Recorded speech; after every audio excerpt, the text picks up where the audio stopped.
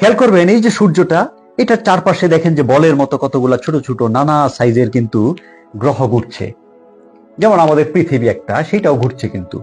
এবং এই যে একটু নীল একটু সাদা টাইপের যে ছোট্ট বলটা দেখছেন, এই যে ঘুরছে যাচ্ছে, এই যে দেখেন, এইটা হচ্ছে আমাদের পৃথিবী। এই বেচারা এই সূর্যটার চারপাশে ঘুরছে এবং একবার চক্কর দিতে প্রায় 1 বছর সময় প্রয়োজন। এবং এই ঘুরতে গিয়ে তার নিজস্ব পজিশনের কারণে আমরা মূলত এক এক সময় শীতকাল, কোথাও আবার গ্রীষ্মকাল, এই ধরনের ঋতুর পরিবর্তনগুলো দেখি। এবং এই যে যুদ্ধ, মারামারি, রাজনীতি, অর্থনীতি, প্রেম, ভালোবাসা যা কিছু হচ্ছে, সবকিছু ঘটছে এই ছোট্ট বলটার ভিতরে, এই পৃথিবীটার ভিতরে। ধরেন প্রায় 7টা মহাদেশ, 5টা মহাসাগর।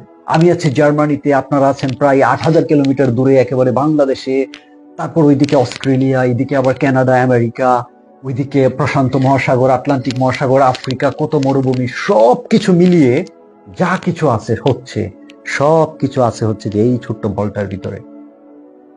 এবং এই ছোট্ট বলটা মানে আমাদের এই পৃথিবীটার আয়তন প্রায় 51 কোটি বর্গ কিলোমিটার। এই 51 কোটি বর্গ কিলোমিটার পৃথিবী, প্রায় গুণে গুণে 13 লক্ষ পৃথিবী আপনি এই সূর্যটার ভিতরে ঢুকাই দিতে পারবে। এত বড় হচ্ছে এই সূর্যটা। এখন আমাকে অনেকেই বলে যে সূর্যটা যদি এত বড় হয়, আমরা তো সকালবেলায় দেখি কোথায় একটু ছোট্ট একটা বলের মতো উঠছে, আবার সন্ধ্যাবেলায় ডুবে যাচ্ছে, এত বড় তো মনে হয় না। মনে হয় না, কারণ হচ্ছে এই সূর্যটা আপনার কাছ থেকে 15 কোটি কিলোমিটার দূরে আছে।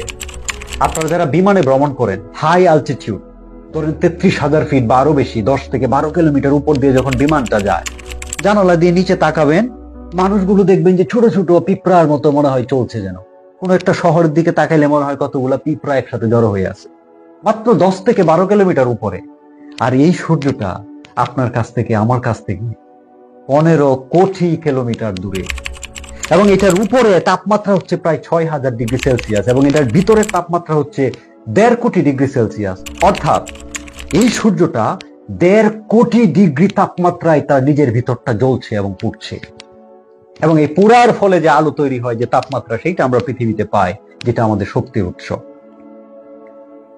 এই সূর্যটাকে কেন্দ্র করে এই মূলত আপনার মার্কুরি, ভেনাস, আর্থ, মার্স, জুপিটার, স্যাটার্ন, এই যে প্রায় 8টা গ্রহ আমাদের, এগুলো সব ঘুরছে। এবং এই যে ঘুরছে নির্দিষ্ট দূরত্বে, এইটাকেই আমরা বলছি সূর্য সহ সবকিছুকে আমাদের সৌরজগৎ বা সূর্যের জগৎ।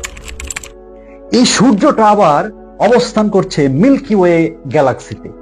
এইটা হচ্ছে যে মিল্কি ওয়ে গ্যালাক্সি। গ্যালাক্সি মানে হচ্ছে যেখানে অনেকগুলো নক্ষত্র, সূর্য কিন্তু একটা নক্ষত্র, এইরকম ধরেন একটা নক্ষত্র যার পাশে আরো বিভিন্ন কিছু ঘুরছে, সবকিছু যেখানে একসাথে অনেকগুলো পুঞ্জাকারে ঘুরে, এটাই হচ্ছে গ্যালাক্সি। এবং এইটা হচ্ছে যে আমাদের মিল্কি ওয়ে গ্যালাক্সি, যেখানে প্রায় বলা হয় যে 100 বিলিয়ন থেকে প্রায় 400 বিলিয়ন পর্যন্ত সূর্যের মতো এরকম নক্ষত্র আছে, এবং এগুলো চক্রাকারে ঘুরছে। 1 বিলিয়ন মানে হচ্ছে 100 কোটি, তার মানে 100 বিলিয়ন মানে 10,000 কোটি, এবং 400 বিলিয়ন মানে 40,000 কোটি।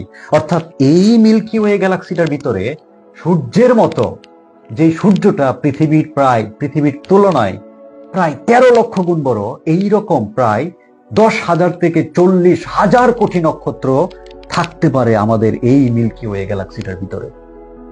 এবং এই মিল্কি ওয়ে গ্যালাক্সিটা এত বড়, এর এক মাথা থেকে আরেক মাথায় আলোর গতিতে যাইতে প্রায় 1 লক্ষ বছর প্রয়োজন। অর্থাৎ সহজে বলছি, ধরুন আপনার বাড়িতে যদি একটা টর্চ লাইট থাকে, আপনি রাতের বেলায় একটা গাছের দিকে ধরেন লাইটটা ধরলেন বা রাস্তার দিকে, আপনার লাইট থেকে, টর্চ থেকে যে লাইটটা বের হয়ে যায়, এর গতি হচ্ছে সেকেন্ডে 3 লক্ষ কিলোমিটার। ধরেন আমাদের ওই যে চাঁদটা পৃথিবীতে যেটা রাতে দেখেন, এইটা হচ্ছে যে প্রায় 3 লক্ষ কিলোমিটার দূরে আছে। ধরেন আপনি যদি একটা পাওয়ারফুল লাইট এটার দিকে তাক করে সুইচ টিপেন, 1 সেকেন্ডে এই লাইটটা চলে যাবে ওই চাঁদে। এত দ্রুত যায় হচ্ছে আলোর গতি। এই আলোর গতিতে, এত স্পিডে এই মিল্কি ওয়ে গ্যালাক্সিটার এই মাথা থেকে ওই মাথায় যাইতে আপনার 1 লক্ষ বছর সময় প্রয়োজন। এত বড় হচ্ছে এই মিল্কি ওয়ে গ্যালাক্সিটা, যেখানে প্রায় 100 থেকে 400 বিলিয়ন নক্ষত্র আছে সূর্যের মতো।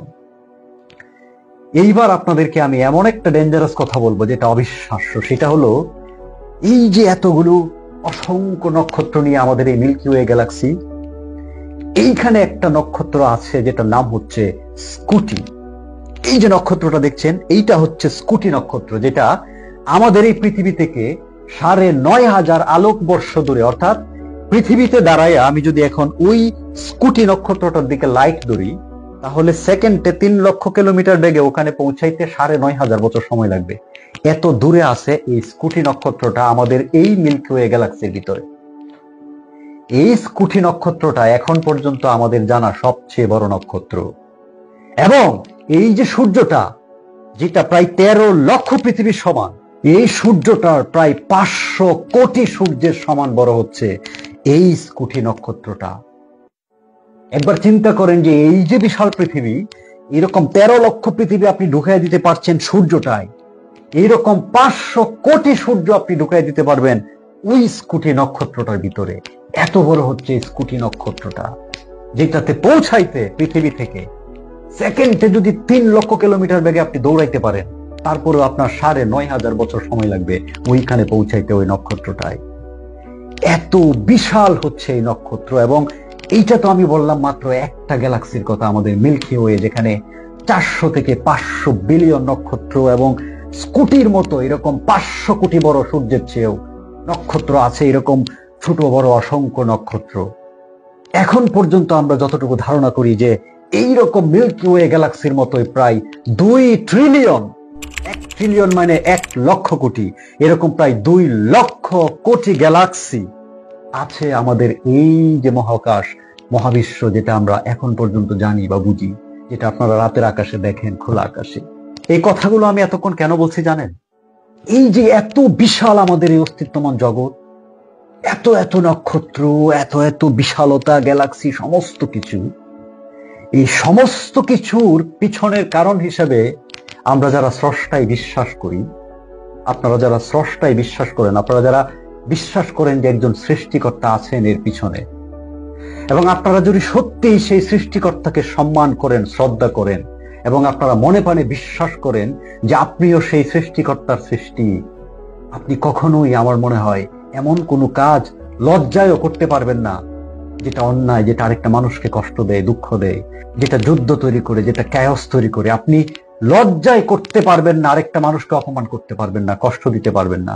আপনি লজ্জায় রেগেও যেতে পারবেন না, কারণ আপনি যদি বুঝতে পারেন এই যে বিশালত্ব এই সৃষ্টি, যেটার একটা হচ্ছেন আপনি, এবং এইটার যিনি সৃষ্টিকর্তা তাকে আপনি বিশ্বাস করেন, তাকে আপনি সম্মান করেন, তাকে আপনি মনে প্রাণে মনে করেন, তাকে শ্রদ্ধা করেন, এইরকম একটা বিশাল অস্তিত্বকে আপনি যদি শ্রদ্ধা করেন, আপনি কি করে অল্পতেই আরেকজনকে গালিগালাজ করতে পারেন, রেগে যেতে পারেন?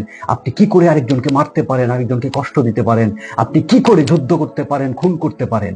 This is impossible.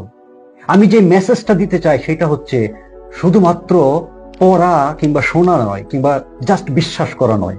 আপনাকে এই যে বিশাল অস্তিত্বের যে চেইন, এই যে বিশালতা, সেইটা আপনাকে বুঝতে হবে। এবং এইটার যিনি সৃষ্টিকর্তা, তাকে যদি আপনি সত্যিকার অর্থে বিশ্বাস করেন, মনে প্রাণে শ্রদ্ধা করেন, আপনি যদি মনে প্রাণে মনে করেন তিনি হচ্ছেন আমার স্রষ্টা, সমস্ত কিছু স্রষ্টা, তার প্রতি শ্রদ্ধা থেকে আপনার পক্ষে অন্যায় করা, রেগে যাওয়া, মানুষকে কষ্ট দেওয়া, কাউকে মেরে ফেলা, কাউকে অত্যাচার করা, দুর্নীতি করার সুযোগ পেলে এই কাজগুলো আপনি তখন করবেন না। কারণ এতে করে আপনি একদিকে বিশ্বাস করছেন এমন একজন শক্তিশালী স্রষ্টাকে, আবার আপনি কাজ করছেন ভিন্নভাবে। সেইটা কিন্তু মিলছে না। তখন এটা আপনার জন্য লজ্জার, আপনার জন্য অপমানের।